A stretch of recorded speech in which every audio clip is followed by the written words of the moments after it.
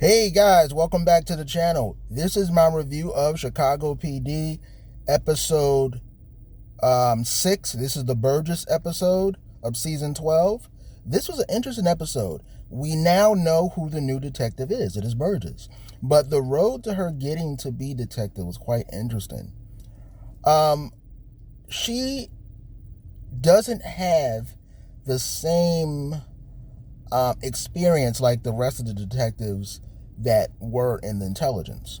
You think about Antonio, he was already a detective. You think about Lindsay, Halstead, what's her name, Haley. All of them were detectives prior to getting into intelligence. So they already had a lot of experience. Kim, on the other hand, she's kind of been raised up in intelligence and now is a detective. So this is going to be a little different for her. We find out that she had to do a ride along for her final test or final phase before she become a fully minted detective. So she goes on this ride along, and there's a few mishaps that happen.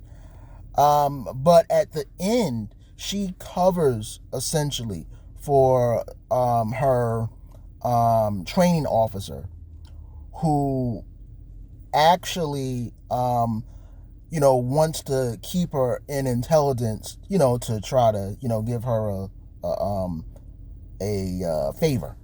Kim obviously doesn't want it. She wants to make her bones on her own.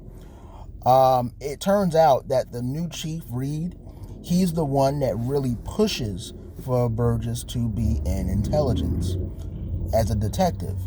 So this is a little different because this kind of dampens Kim's enthusiasm, because the training officer, Kim asked the training officer to be real with her. And the training officer said that Voight has shielded her from the politics aspect of the job. So she doesn't really have that.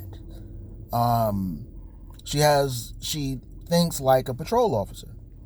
So it's interesting because when she said that Voight shields them, it's kind of absolutely right when you think about it. Voight has shielded his whole unit from having to deal with that.